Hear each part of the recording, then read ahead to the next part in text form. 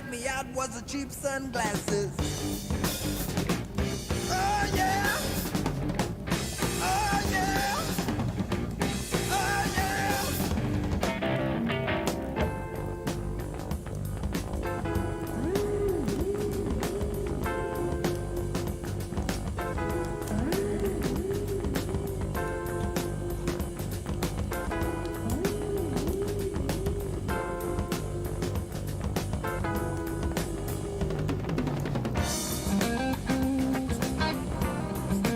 Hello there. All right.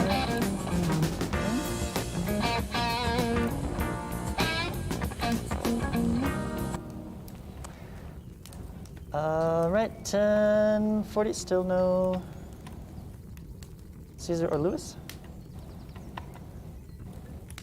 All right, well, good morning, everybody. Hello.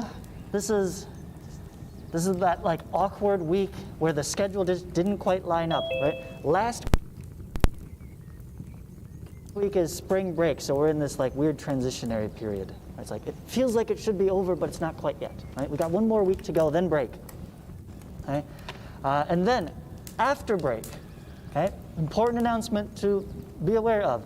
One, all of the teachers are going to finally be in the building, okay? You can count on that. And as such, two, I am asking that everybody come in person, okay? It is far, far better. In fact, I'm making it mandatory in my class, okay?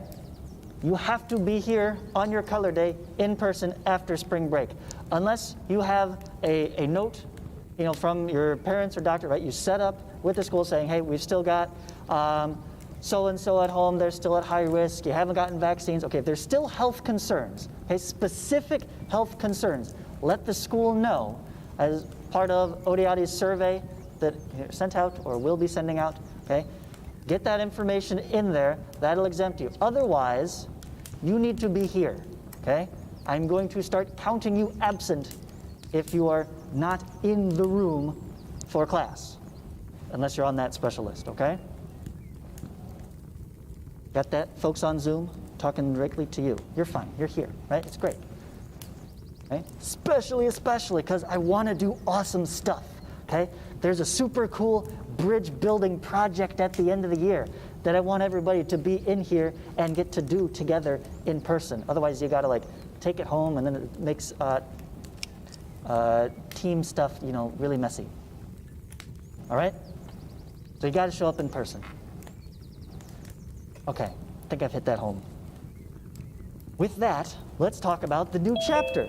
Okay, we just started chapter 3. It's going to be super awesome. Okay, this is, let me pull up the right section there, right? Perimeter and area. This is like the bread and butter of geometry. If anybody asks, oh, when are we going to use this in the real world? This is it. This is the application. The most commonly used geometry directly. Because, right, remember, geometry literally means world measurement.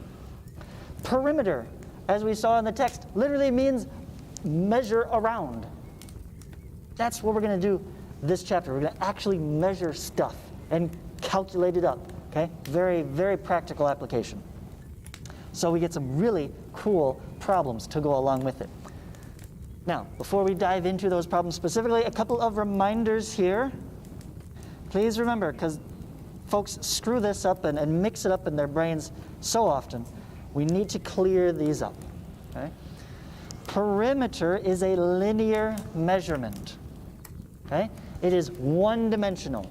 Yes, I know we have it go around a two-dimensional shape, but the perimeter itself is one line plus another line plus another line, right? One dimension. So its units are singular. Inches, feet, centimeters, meters, etc. One instance of the unit by itself. Okay? And the units are important here. Area, however, is a quadratic measurement. Okay? It is, by nature, two-dimensional. It's a result of multiplying two lengths together. which means your units are always square units. So inches squared, feet squared, centimeters squared, meters squared, etc. The units are important because the units can tell you just at a glance what thing we have calculated. What are we dealing with? You can just look at the units given in a problem and realize, oh, they've told me the area, or oh, they've only told me the length here, right? And you can immediately start to work out, if they gave me this one, I'm probably going to have to find the other one, right? And work backwards. Use that to your advantage. It's all about communicating. We have these standards for a reason. The units are important. The units will count 4 points, okay? I decided not to go with the quizzes this week just because we got break coming up. But on future quizzes and future tests, the units will count. If you don't have the correct units, if you just put inches and it's supposed to be inches squared, you get it wrong. Okay? Because this is how things happen in the real world, right? You try to order 4 feet of carpet, they're going to be like, what? They're going to give you a stripe. Like we've got the stripes here in class. They're going to give it zip, and it's going to be this wide and 4 feet long. Be like, no, I needed a square, a 2 by 2. Oh, well, why didn't you say, right? You got to specify. Makes a difference. Okay, and then the other important thing, I put it here in red. Area is not just multiplying anything. The two things being multiplied must be perpendicular. Okay? At least as long as we're dealing with Euclidean geometry, which we are. We'll get to non-stuff at the end, right? The lengths have to be perpendicular. So this comes up mostly with triangles. Okay?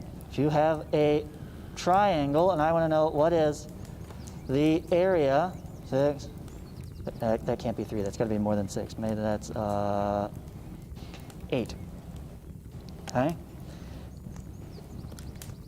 You can't multiply these two lengths to get the area because the angle between them is not 90 degrees. You have to multiply perpendicular lengths. Right? And this is why you ended up with those funny things with the some of those obtuse triangles. Right? And those out here. If we have the base here, let's say that's 4 or whatever. None of these sides is perpendicular. We've got to go outside the triangle, extend one of these bases so we can say, hey, measured perpendicularly from here. I need to go from the dimension of the base into the other direction. Okay? This is straight off of good old Cartesian plane X and Y coordinates from algebra. Okay? If that'll help you remember, you always need an X direction and a Y direction, and they have to be perpendicular to each other. Right? Just like the axes from the Cartesian plane from algebra. That's why. If I go along the X direction, pretend this is my origin, right? Okay, here's my axes. I have to go in the X direction. Okay, how wide is the triangle? And then how tall is the triangle? Well, I measure it from, call this the ground. The ground extends as far as it needs to. And I can measure straight up perpendicular from the ground until I reach what is, from that perspective, looking up from this ground, what is the tallest point? It's way over here. You know, it's slanted kind of funny, but that's still the tallest point. Okay? So extend your base out to be the full ground, and then you can measure perpendicularly up from there. All right, that's probably the number one most confusing bit of this section right there. Any questions so far?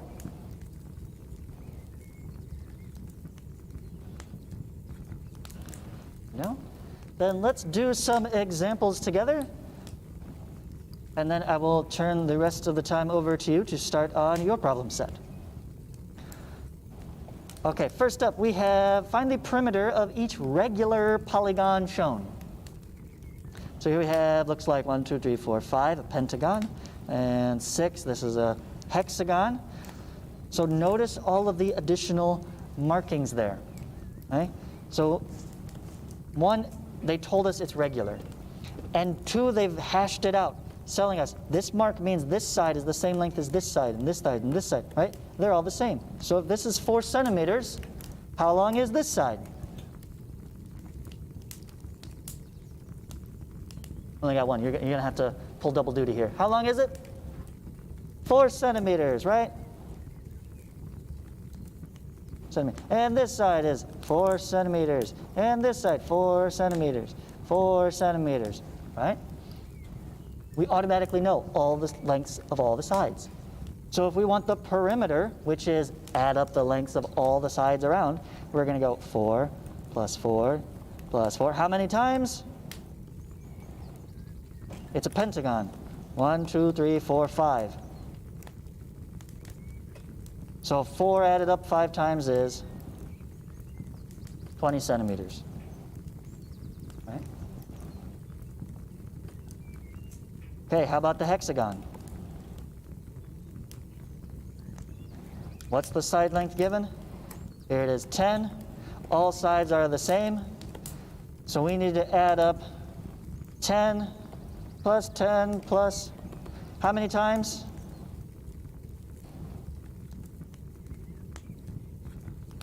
6 times, because it's a hexagon, right? Do we really want to add? Is there a better way? We can just multiply, right? Yeah, hey, just do 6 times 10. That's faster.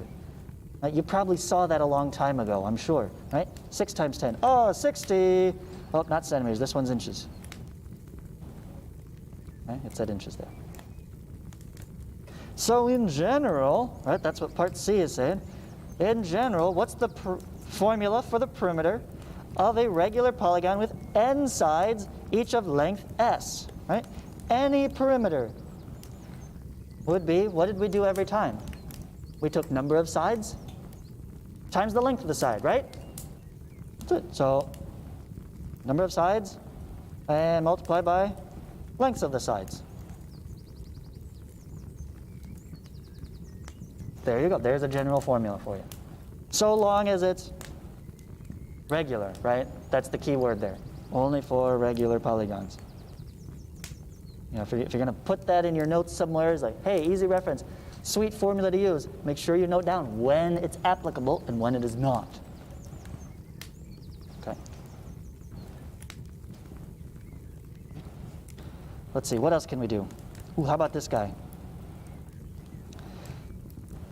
The area of the rectangle ABCD, so that's this whole thing here, is 40 inches squared. What is the area of the unshaded region? Explain. Unshaded. Okay, so I shaded in these portions. So they want to know the area of these 3 bits. How are we going to find that? Well, let's use some problem-solving strategies here. What if we had a simpler problem? Right? This is like all ziggy-zaggy and a little bit confusing. Let's solve a simpler problem. What if instead we had a rectangle like this? And this was the shaded region. And we said the whole area is 40, so the area of the one triangle inside must be. What do we know about the relationship between the area of a triangle and the area of its rectangle? What would this one be? And give me some answers in chat here, folks. What would this area be? If this whole rectangle is 40, what would this triangle be?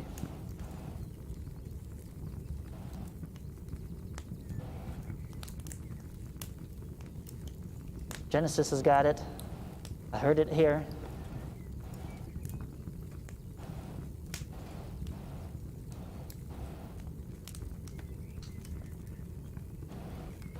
Let me get one more from chat. Anybody besides Genesis?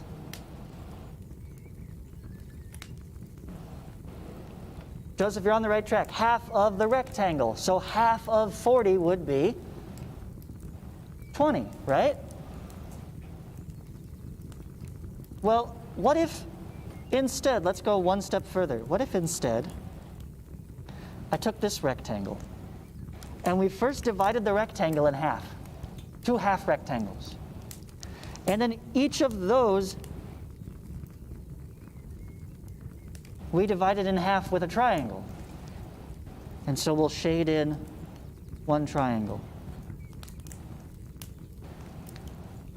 With me here. The whole thing is 40. That means this rectangle was 20 and this rectangle was 20. I divided the rectangle into 2 half rectangles. And then each half rectangle I divided into 2 half triangles, right? So that means this triangle here in unshaded is now half of the 20, agreed? So that means this triangle is 10. And this triangle is 10, right?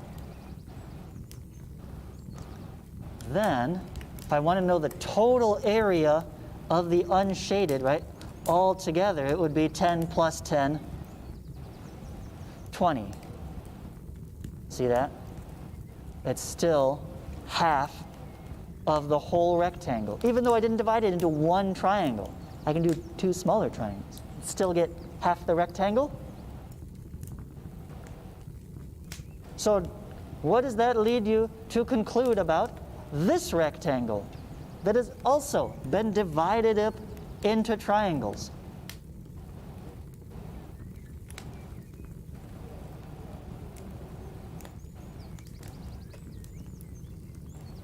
What's the area of the unshaded region now?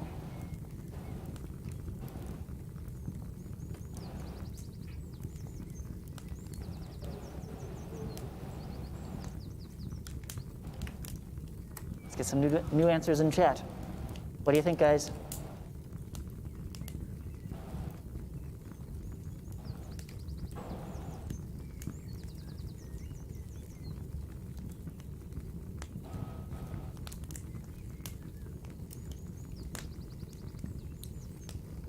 Can we make this follow the same process we did here? Let's see, can I divide this into, well, that looks about perpendicular. Little snapping feature is not quite going there, but pretend that it goes straight up, make that nice and perpendicular. And we'll draw another one here, nice and perpendicular. We could cut this into 3 rectangles, right? Each rectangle being divided in half by a triangle. Doesn't have to go from diagonal to diagonal. Right? As long as it reaches the full other end, this triangle still has the same base, same height, same area.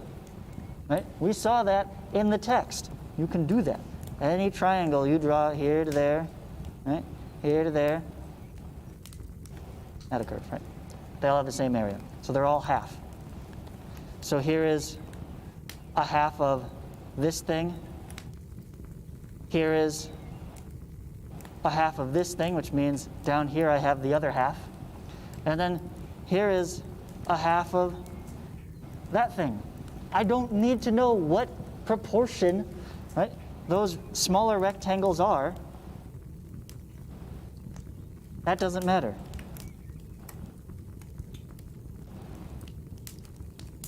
It's still always going to be half the whole rectangle. Why did it erase the blue bit?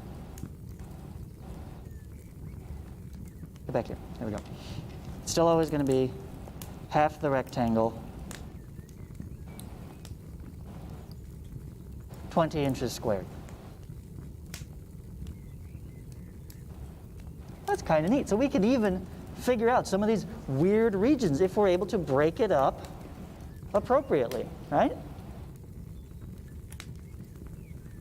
Kind of neat. Okay, last problem. Oh, this is a classic. This is super cool. Mathematicians love to think up these ridiculous scenarios that are completely impractical but would be fun if we could. Okay.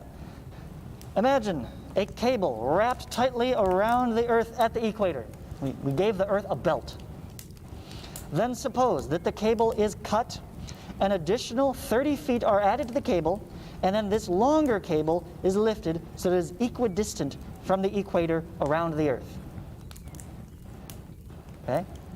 So we've taken, imagine, right, this is a cylinder, but the concept still applies. Right? We wrap tightly around. Right? We cut it open, add an extra bit of length, and now we lift it so it is equidistant, right, around. So there's a little bit of play in there. Right? They forgot to mention they reattach the ends now. So we have a new ring that is slightly longer. Right? Longer by 30 feet. So if you add 30 more feet around the circumference of the Earth, the question is, right, because the cable is now a little bit longer than the circumference of the Earth, there will be a gap between the cable and the surface of the Earth. So how large is the gap? How much space you got underneath? Would you be able to crawl under the cable? Could you walk under it? Right? We had an extra 30 feet. Is it now sitting 30 feet off the ground? It's a good question. How are we going to figure that out? Well, let's take a look at what we know. We know the equatorial diameter of the Earth is about 7,926 miles, round to the nearest hundredth. Okay. So let's draw some pictures. Right, help us understand this. Here is the Earth. Here is, they said that's the equatorial diameter. So we know the diameter of the Earth.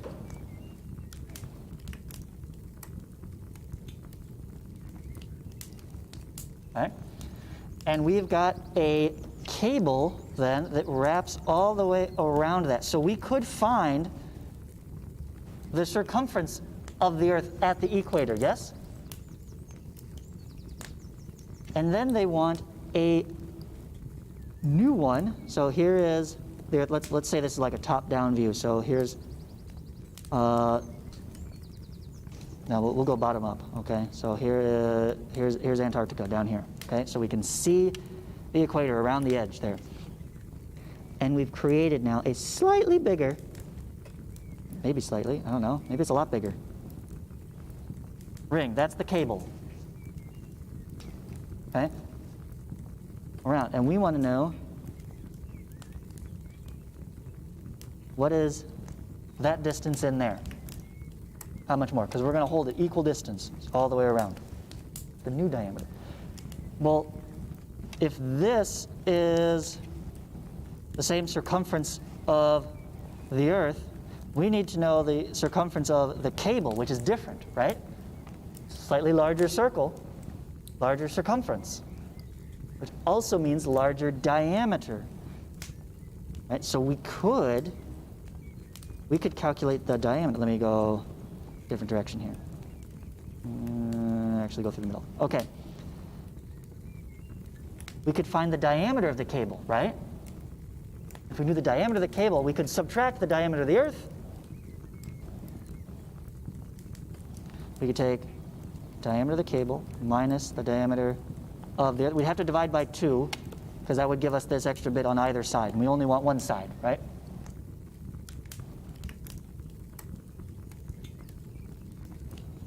Okay, so how do we find the diameter of the cable ring? Well, we use the same relationship to the circumference. Do we know the circumference of the cable ring? Well, we know how it relates to the Earth, right? We went right around the Earth, cut it open, and added an extra 30 feet inside. That's the circumference. We added 30 feet to the circumference. Right? So that's the interpretive part. You need to be able to read through this and understand, oh, the cable is going right on around the circumference. Its length equals the circumference, and then we added 30 feet to that. So that's the key detail that comes out of this. An additional 30 feet are added when it's tightly around the equator. So circumference of the cable ring equals 30 feet plus the circumference of the Earth. Now we just need to find circumference of the Earth. Okay, how do we get that? It's a circle, right? How do you find the circumference of any circle?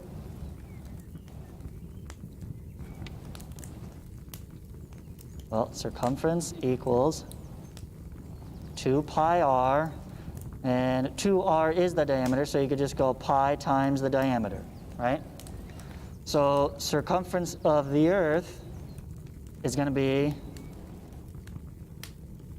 pi, let's approximate 3.14, times the diameter, 7,926 miles. But that's in miles. I don't want miles. I need to get my answer into feet, because I'm adding 30 feet, right? We can only add like units directly. So let's go ahead and add our conversion factor straight to feet while we're at it. Miles to feet. Anybody know off the top of their head how many feet in a mile? Do you know? No? Anyone in chat? How many feet in a mile?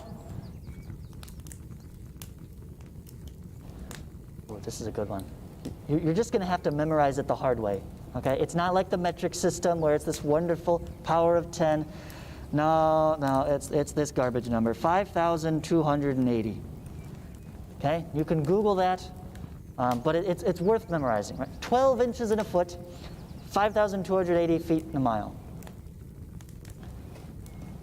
It's one weird number, but that's it, and that takes care of most of it, 5,280. Okay. So units cancel out, and we're going to be left with a number of feet here. What do we got? 3.14 times 7,926. 7,926. Let me get my calculator. Okay, all clear. Let's do I have the pi button? I do. So 7,926 times 5,280 times pi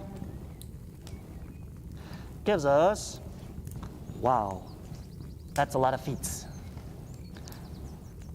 Okay, 131,473,000. 131,473.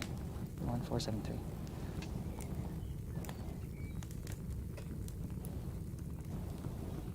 And I'm going to leave the rest zeros. That's enough significant figures for me, okay? So that's in feet, at least to write down. As long as I keep that number in my calculator, right? Hot tip.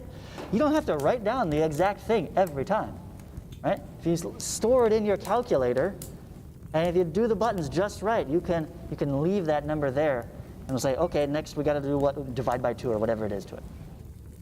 Okay? Just leave it in the calculator in the exact form. Okay, so now what? Now I have the circumference of the Earth in feet. I can now plug that here, find the circumference of the cable, right? And then we got to get from circumference back to diameter. So if circumference equals pi times the diameter, then the diameter equals circumference divided by pi.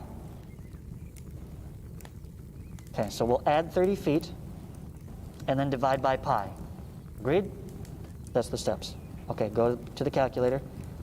Take that plus 30. No, go away. I don't want insulation. Okay. There we go. 30 more feet. That didn't seem to change much. Divide by pi.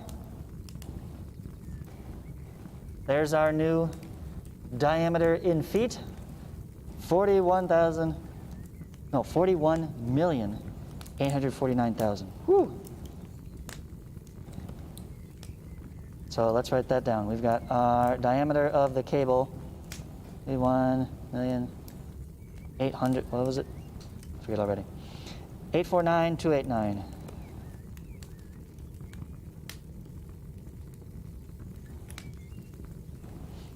Okay. Now take that, subtract the diameter of the Earth. Oh, I didn't find the diameter of the Earth in feet. Oh, shoot. We should have done that. Instead of multiplying by pi here, we should have gone ahead and found it in the diameter, one step at a time.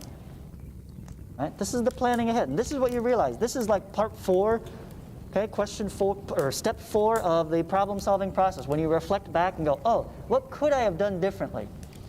Could have done, realized, hey, wait a minute, I needed that diameter. I should have calculated it separately instead of going straight to the circumference. That would have saved me a step, because now I got to go back and figure it out anyways. All right, well, see, that win some, lose some. Okay, so what's the diameter of the Earth in feet? So we got to do this bit without the pi, right? 7926 times 5280. 7926 times 5280. There we go. 418,49280.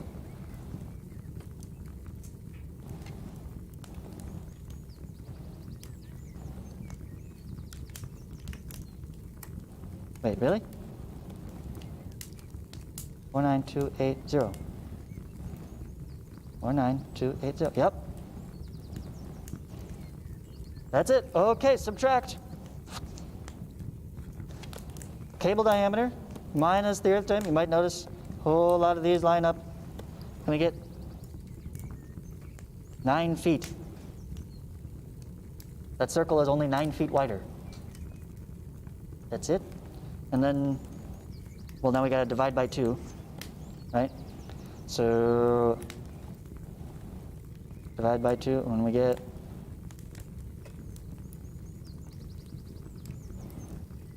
4.5 feet. And it said round to the nearest hundredth. Oh, I didn't go to the hundredth. Okay. If I hadn't had my calculator and my written work on the same screen, having to switch back and forth, we could have written down a few extra digits here and been more precise. But you get the idea, right? About 4.5 feet. More precisely, it would have been 4.77 feet. A little bit bigger. Wow.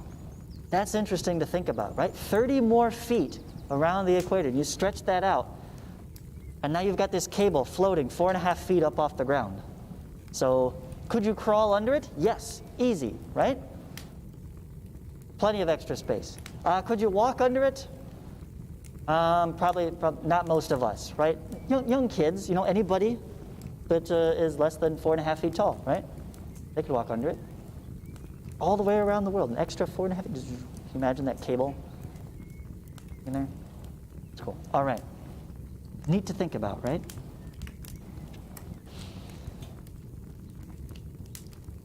Okay, any questions on those problems?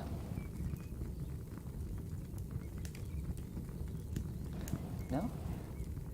All right, then I leave the rest to you. You have your problem set. There's a really good one on level 3 that I highly encourage you to at least check out, if not work through yourself. I believe I included a video even to go along with it. So have a look at that, give it your best shot, and we'll keep working on these. Remember, tomorrow we'll continue to work on the problems, so give these a once-over, come back tomorrow, maybe we'll answer some questions and have some further insights there, all right? Okay. I'll leave you to it then.